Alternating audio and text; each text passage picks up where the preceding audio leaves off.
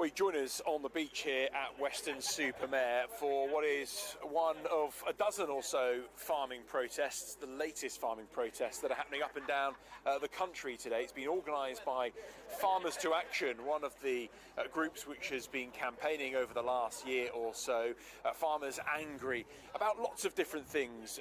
One we've heard about mostly in the news is this inheritance tax, which could come in from April next year, 20% on farms worth over £1 million, and farmers angry about how that's going to impact their businesses. Around a dozen or so tractors have parked up on the promenade here in Weston-super-Mare, but there are protests, as I say, up and down the country, a couple of dozen protests which are taking place today. It's a busy time for farmers as the weather gets better, from lambing to sowing and so forth. It is a time where they are very busy, so getting the thousands of protesters down to London is more difficult. But amongst the farmers who've come down here, we've got Charlie Wolford. Charlie, thanks for chatting to us. Your farm up on the Somerset Levels, yep. Upton Bridge Farm. As I was just saying there, that this is a busy time for farmers. It gets more and more difficult to get together and protest, but clearly you felt that it was still very important to get down here and get what message across? It's a simple one. Bin off inheritance tax for everyone. We all pay taxes on absolutely everything we buy, everything we sell, and then get taxed when we die. It's not just us, we want to get rid of it for everyone. That, food security and fair pricing. Supermarkets are making a huge amount of money between the product that's being produced and it getting to you as a consumer. And we want it to just be fair. We're not asking for above and beyond, we just want fairness. And on top of that, it goes straight into having food security for the nation. If we cannot feed ourselves as a nation, as an island, with war raging in Eastern Europe, when will we ever? Food prices will only go up. It happened during COVID. They haven't come back down. And they will only go up again when we import out of season food. We've been covering these farming protests in London mainly, over the last year or so, and certainly since the budget last year, where we talk about this inheritance tax. The government absolutely saying it will only affect the big mega farms. It is not going to affect the small farmers. The government either haven't got a clue what they're doing, and if they haven't got a clue, why are they there? And if they have got a clue what they're doing, to what end? The NFU predicts more than 50% of farms are going to close in the next 10 years. Those numbers aren't wrong. It's not affecting the Jeremy Clarksons and the Dysons of the world. The percentage of those massive wealthy owners is absolutely tiny. It's affecting these chaps. Me personally, Rachel from accounts is going to give me a bill for near as damn it 700k. The taxable profit on my farm last year was just over 12 grand. Where do I find 70k a year from? I don't just dig up a money tree. I wish I could plant and farm them, but sadly I can't. So I've got to sell the ground. Who buys the ground? It's not going to be these chaps, because they haven't got the money, because they're going to have to sell their ground to pay the bill as well. It's going to be corporations and funds, isn't it? They want more than 5% return on their investment, so they ain't going to be farming. They're going to be building, solar panels, which should be on the roofs of all new houses. Why new houses and car parks don't have solar panels is beggars belief. And they're going to put houses down on perfectly good farmland, and that plays, but with my little tinfoil hat on, that plays into Angela's land grab, doesn't it? Where she said she's going to take farmland unless you've got planning permission on it, so she can build on it immediately. And that's on perfectly good, workable ground that us and everyone else here today can grow food on to feed you. We take, as a nation, the vast majority of people take food in their fridge for granted in a way that you just open the door, it's there, isn't it? 3 square meals a day. But people forget that food has to be reared, grown, taken to a shelf or distribution centre and then sold to you. There's a problem. We'll talk about food security, because that's one of the big concerns amongst farmers. But there's a problem, isn't there? Because people say increasingly that buying British, going to a butcher's to buy your meat, or even like a baker's or a greengrocer's, compared to perhaps a lower end supermarket, is a luxury choice for many people now. It's too expensive to buy British. It's not. Lidl and Aldi do it, and they're absolutely fine. Again, it's the end seller who's making the margin. The farmer isn't making the margin. If farming was so lucrative and we were making all this money that Rachel from accounts seems to think we are, why aren't more people getting into agriculture? You don't hear kids at school all saying, I want to be a farmer, do you? No, it's a mucky job that you work 365 for. I think Caleb on Clarkson's farm pointed out he makes something like 50p an hour when he works his time back throughout the year. Find me any other industry where people are silly enough to get into it and then get hammered. Farming and agriculture has been on a knife edge since the 50s. That's the reason why successive governments haven't made these wholesale changes like this government have. They can huff and puff and blow the house down until they want till the cows come home, ironically. but they're the ones making the changes. They've done more damage in 6 months than consecutive governments have done for decades. Post-Brexit, if we get trade deals where food comes in from countries where the welfare standards, the employment standards, how it's produced, are not as strong as the UK's, which is the big concern, does that mean then that actually British farmers must be subsidised, if only to provide food security for the country? Well, this is half the problem. You've built an industry almost reliant now on subsidies rather than making it profitable and paying a fair price in the first place. The provenance and the effort that goes into producing high quality seasonal food in this country is, I would say, the best in Europe. I'm biased, but I genuinely do think it is. You buy out of season, low cost food from overseas, it's got to be shipped in from, you're eating avocados in the middle of the winter thinking it's sustainable. Where's it come from? It's come from thousands of miles away, tracked across the Atlantic or the Pacific or wherever it's come from, when you could just wait until something's in season and buy it locally. The argument that the supermarket makes is absolute BS, because we're certainly not getting paid the difference. They're the ones making all the money on it. Like I say, we just want fair pricing. We're not asking for above and beyond. Fair pricing, abolish of inheritance tax for everyone, not just us, and basically leave us to it. We were chatting to Tom Bradshaw, the NFU president. He had that meeting with the Treasury a couple of weeks ago, getting absolutely nowhere, in his words. What next? Look, you don't want to be all French about things, but sometimes they do things right, don't they? You don't want to use threatening behaviour because you don't want to get sent to prison for using hurty words, which seems to be a popular thing at the moment. But at some point, you've got to stand up and make your voice heard. This is just the beginning. We've got another 12 months of this, I reckon, before the government actually... Well, they can't be seen to be making a U-turn, can they? But they've broken so many pre-election promises, it's bonkers. They've made more U-turns than a bloody driving instructor, but they just won't care to say it. There has to be more action. Tom and his lads have done a great job sitting in a room, talking to themselves in an echo chamber. There needs to be more positive action. If that involves burning tyres on a dual carriageway local to you, then maybe that's the next step. Who knows? And lastly, Charlie, the impact on your farm if this goes through? It'll be devastating. It'll be absolutely devastating. I'll have to sell at least a third of the farm to pay the bill. I'm a third-generation farmer. We've farmed on our farm since 1949. And I would love my kids to be the fourth generation. But in reality, I'm telling them not to get into agriculture because it's a mug's game. It really is. Like I said before, I'm looking at a bill myself of £700,000 on a farm that makes 12 grand a year. It's not sustainable. Not economically viable, clearly, no, in that situation. Charlie, thanks for chatting to us Pleasure. on Sky News. Thank you very much. You can see that we're down here by the pier at Weston. Few media here, and because, as I said, the weather is getting better, the farmers are getting busier now with lambing and so forth. Difficult to get those thousands of protesters onto the streets in London, so they're doing sort of micro protests at much more local areas, and that includes a dozen or so tractors and farmers who felt like they wanted to come down here. Let's have a look, let's have a quick chat. Martin, can we have a quick chat on Sky News, one of the organisers of the protest here? Are you a farmer yourself, Martin? I am, yes. I am fourth generation sheep farmer. Okay. I was just saying there, we've been covering these protests for over a year now. Yeah. The message isn't changing from the government.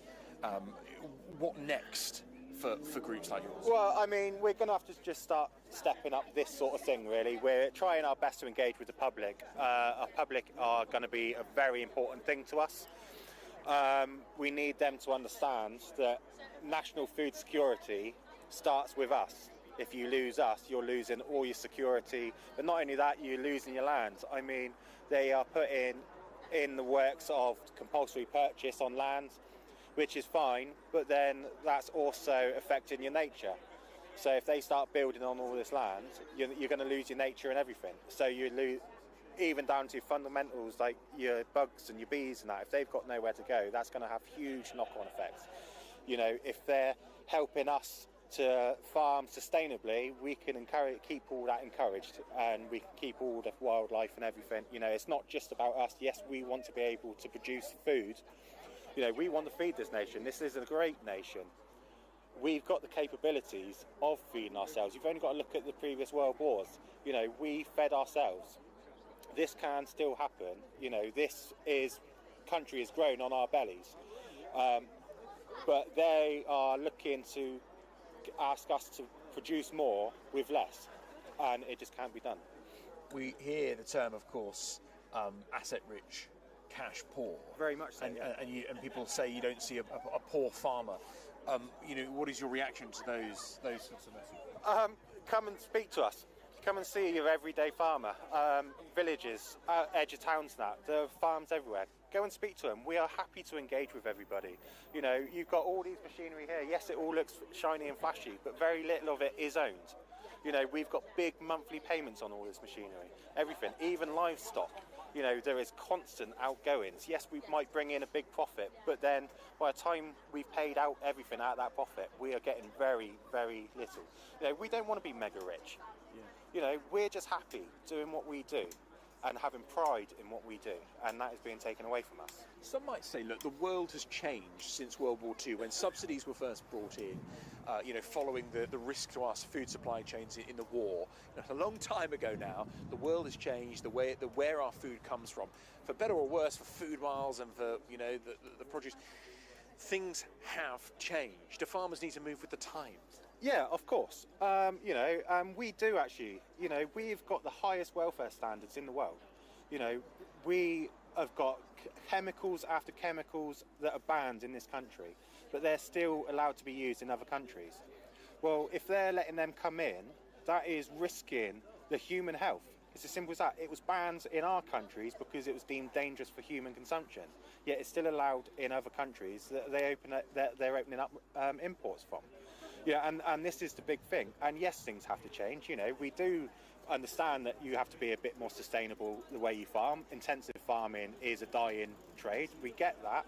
But the help with the SFIs and that to make us sustainable has been cut. So what do they expect us to do? Lastly, your message to the government? Talk to us. Because the Chancellor has refused to meet with farmers. Well, not Yes. necessarily refused, but you've not had a meeting. We've had had it with nothing. So Farmers to Action is a rapidly growing organisation. We are a little bit more direct than the likes of the NFU, whereas we are prepared to put tractors on the roads. Open up talks. I'm sure there is concessions that can be made, but at the moment they're refusing to talk to us. Come and talk to us and see if we can sort this out. And it's as simple as that. Thanks for chatting to us, Martin. Really appreciate it. Let's have a little wander down here a bit more. We saw in the protest on Pancake Day in London, quite a lot of the expensive machinery that you get as part of farming was parked up outside Downing Street, really to demonstrate. Some of those bits of kit there were £700,000, £800,000 pieces of kit. It's their demonstration of just how expensive it is, and actually a lot of this isn't owned. The government insists that its support for farmers is steadfast. It says that the inheritance tax changes, which they introduced in the budget, which would kick in April 26, will only impact the very biggest of farms. The NFU, we've had all the farming groups, there's lots of different groups, Safe British Farming, Farming to Action. Of course, the NFU say that those numbers are incorrect. It doesn't tally up, and actually it will be lots and lots of smaller farmers who will be impacted as well. Interesting what Martin was saying there about Farmers to Action. They were the group which you may have seen on Sky News who disrupted, should we say, doorstepped with their tractors Keir Starmer, the Prime Minister, a month or so ago when he was on a home visit just north of Milton Keynes at a building site there. They tried to get to him and have a word, was promptly stopped, and Keir Starmer had to get evacuated halfway through his meeting. And Martin was talking about the more direct action. I think there is some frustration amongst the farming groups that simply turning up, simply having protests, nice and peaceful protests, is not cutting through. And there is talk amongst some groups that we do need to become, we heard there from Charlie, a little bit more French. And we see on the continent there, the burning of tyres on the roads, farmers dumping slurry and manure outside politicians' offices and stuff. There's been a reluctance to do that. The relationship between the public and farmers, for instance, in France, is a very different relationship to how it is in the UK. So there's been reluctance, but as the tension grows, as the government doesn't budge, there is talk amongst farming groups about that action increasing a little bit more. We'll have a little bit more of a walk just back up here. Some of the police and the community response officers just engaging with those farmers here. They haven't stopped them coming onto the promenade, essentially a footpath here, to have a chat and their protest. Let's just pop over here. There was a couple of farmers we were chatting to. Excuse me, guys. Sorry to interrupt. Can we have a quick chat with you? I know you came down on foot. What was your name? Sorry, sir. Oh, no, and, What was your name? Go on. Rob Camden. Rob, and you're a farmer just how far away? In Somerset, yeah, sort of. What sort of farm are you running there, Rob? It's an arable, bit of contracting. Okay. Yeah. And you didn't bring your tractor down here, but you felt you wanted to come down and support. And you'd been at some of the London protests as well. I've been to two of the early London ones, one on foot, one in the tractor, which is very good. Yeah. Yes, and here. And the government not budging. They don't seem to be. But so hopefully, if we keep this going, we can keep some pressure on, and hopefully we'll have a change of heart, or just change some of the details of what they're trying to do. I mean, that's it. There's a couple of things within the inheritance tax rules, isn't there? That farmers would be happy if they were changed. Just talk us through that. Talking about the 7-year rule on passing them. That's a really difficult one for elderly farmers, isn't it? And it's very acutely sensitive to that one at the moment. Mum and Dad have played by the rules all their lives, paid tax and all the rest of it. Now they've just they haven't moved the goalposts, they've just taken them away altogether. And Mum and Dad were just expecting to slide things over, and now they can't, and they're of an age, and I'm a little bit stuck at the moment. So just to ask you, your parents still own your farm. Yes, they do, yes. And this is, just to explain to viewers, this is the concern that we've spoken to elderly farmers who say that actually, if I die before April next year, I'll save my family's farm potentially hundreds of thousands of pounds. It's a really horrible position for older farmers to be put in. It is. It's awful.